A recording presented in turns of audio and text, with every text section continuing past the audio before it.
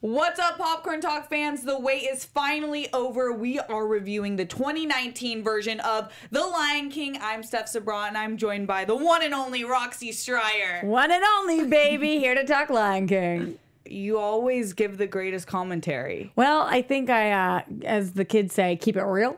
You keep it 100. I keep it 100. Very true, very true. We just left the theater a few hours ago. I've been waiting for this day for a while. I know you just rewatched the original Lion King. Yeah, I did, and I was upset going in because I was concerned, since I just watched it, that there would be no surprises, but there were a few. There was. I didn't remember all of them, but once you pointed them out to me, I think that those will be special gems for people watching. The OG is just so good. I'm so glad I rewatched it because it just reminded me this is absolutely, without a doubt, one of the best movies Disney has ever made. 100%. And it's the one that's been adapted into a play, TV shows, all the works. But what were your overall thoughts after you finished the movie? I think first and foremost, it looked unbelievable. I don't think anybody could walk away from this thinking anything other than that looked spectacular. From the movements to the realisticness of the lion faces, or all of the animals, even just to the landscape, it looked incredible. It sounded beautiful, and I think that there was a lot of hype going in, and it definitely lived up to it for me. 100%. I think it's called photoreal technology. Amazing. Like, you could see every single detail. I didn't think I'd get emotional, but it hits every emotional chord. It's funny, it's sad, it's like a coming of age story. Even though I know the story, it was still surprising. That's the weird part. You know what's coming, but still when it hits, you're like daggers in your soul, which I don't know. There's no bracing for impact on this one. No, not at all. I was kind of looking at you to see if you were tearing up at the same parts I was. No, I'm tough. Whatever. I wasn't tearing. It's fine. But in terms of how it sounded, you were impressed with the soundtrack? I was really impressed. There was a couple of choices I don't think that I would have made, including a new song that just didn't quite do it for me. Mm-hmm. But in general, our OG songs, the ones that we've been singing since we were little kids, I thought that Donald Glover, Beyonce, I mean, they all sounded incredible, just so spot on. Mm-hmm. And I saw a lot of criticism being like, Donald Glover can't sing. First of all, you haven't heard half of his songs, because he most definitely can, but I think this movie will make you a fan if you weren't already. Do you think people don't know Childish Gambino? I don't know. It might be the split personality thing. I don't know. I don't know how you don't know him, because I think he's one of the artistic geniuses of our time. And Absolutely. This movie like stapled it for me. But I will say, in terms of sound, the thing I was most impressed with was the transition from the young Simba Nala to the older. It was perfect. Yeah, it did seem like they were the exact Especially vocal. Simba. Yeah, I agree. I was like, that part, I was like, whoa, he's a man. But it hit you. Favorite characters? I think that I have to, and honestly, this is probably in the original animated one as well. I think I have to give it to Pumbaa if I have to say my number one favorite. Seth Rogen's incredible, and this is no exception. He knocks it out of the park. But there's something about that character that's just so real and underrated as far as all of the characters go in this, because I feel like people put Timon above him, Zazu above him, and obviously the bigger characters. But he's so funny. So funny. Seth Rogen is Pumbaa. Yeah, like actually though. But John Oliver is Zazu. But they look alike even sometimes. There was a side by side of them that I saw, and I was like, Great choice. It was interesting because we only got one original cast member, which was obviously Mufasa, which had to happen. And it was so perfect. It was so perfect. I don't think you can... he's just one of the best voice actors of all time. But I loved John Oliver. I think he just formed into this character in a way that I was really happy with. Yeah, I agree. And Chiwetel Ejiofor also did an amazing job. I don't think that there wasn't a single person whose performance I didn't like, at least. But what was interesting enough for me is the performance I liked the least in terms of dialogue, not music, obviously, was probably Beyonce's. And I'm a huge fan. Like, trust me, I'm part of the Beehive. Yeah, Beehive, don't kill us. Don't kill me. But there was a couple of lines where I was like, I don't know if that was built for maximum effect. Like some of the things I think could have cut me deeper at my core were a little more surface for me. Yeah, I don't think that you're wrong. And again, Beehive, she is the queen, but I love her. And her songs made up for any and everything that otherwise.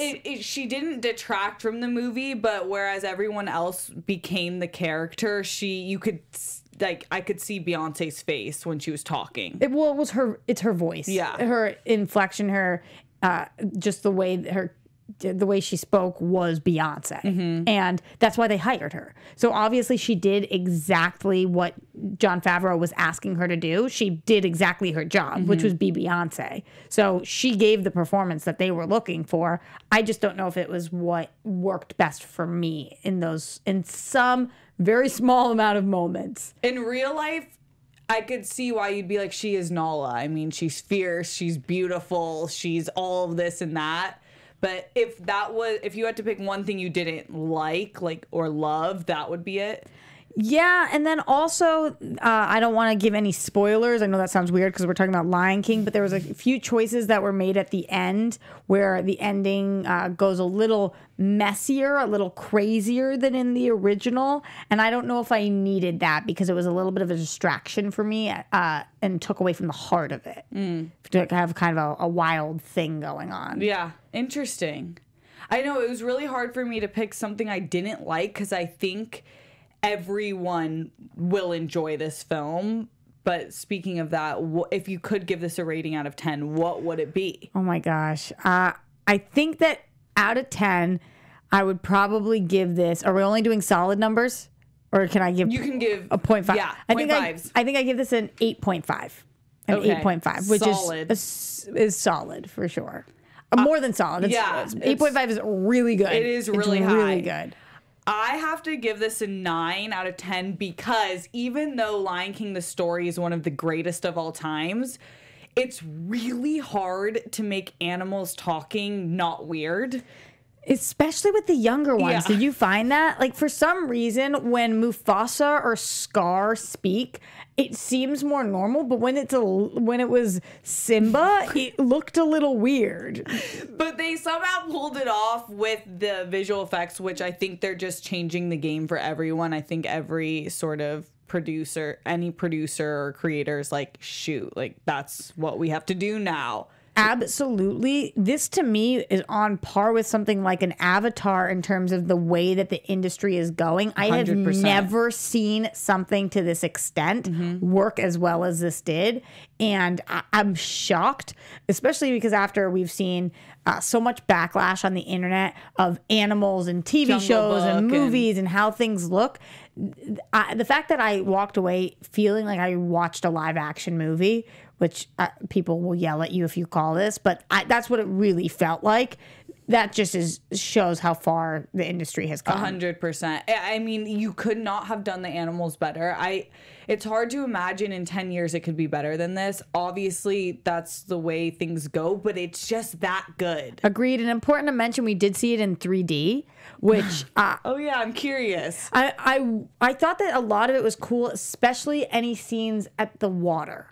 That was a really cool 3D effect that they had going on, or flying, any bird scenes. I loved that. But I think if I could go back, I probably would pick not to see it in 3D. I think it's not necessary to see it in 3D if you're questioning it. But if you love 3D, then see it in 3D. Yeah, especially with the movement of all of the animals and everything that the light touches. Yeah, you can see like the hair is really pretty cool. Yeah, it's really awesome. Well, any other final thoughts on the movie? I liked they had a little nod to another Disney movie in there that I thought was really fun, and I liked what they did with, they changed Scar's character around a little bit. Again, no spoilers, but I liked some of the choices they made there. And visually. Yes, absolutely. And some things that didn't make as much sense in the animated one, if you stop and think about it and you question, wait, why did somebody do that? I feel like they had answers for that in this movie, which I really appreciated. Yeah. I love the visual change of Scar. I will say I thought that they hit the comedic notes way better than I thought they could, because I know when I was seeing some interviews with Jon Favreau, he was kind of he didn't know. He was saying that with the way that they were going to do the animation and the technology with the visuals, that comedy can be taken weird, but I thought that they hit it perfectly. There was a lot of laughter in our theater. I was cracking up. Yeah. I thought I was being annoying because I was laughing so hard. No, I was too. And then I also noticed the children were laughing at different times than the adults, which I always think is cool when they have different levels of humor in there. The kids are laughing at kind of the more kid humor, I guess is what you call it, and then we're laughing at the more mature humor. Yeah, I agree completely. And I told you after, compared to Life of Pets, which is supposed to be a comedy, I thought this was funnier. It was really funny. It was really funnier, funny. Definitely funnier than the animated original, I think. Oh, yeah, 100%. The original kind of scarred me emotionally in the best way possible. I was like, this is what emotions are like as a young child. Yeah, I feel you on that one. Well, thank you for your time, dear Roxy, and for having me be your +1. Always remember who you are, Steph. You're welcome to be my +1, and I hope I'm yours anytime. Where can we find you before our next review? Anywhere at Roxy Striar. I keep it simple for the people. Yeah, the one and only Roxy Striar. You guys can find me at Steph Sabraw. And until next time, always remember who you are. Remember who you are.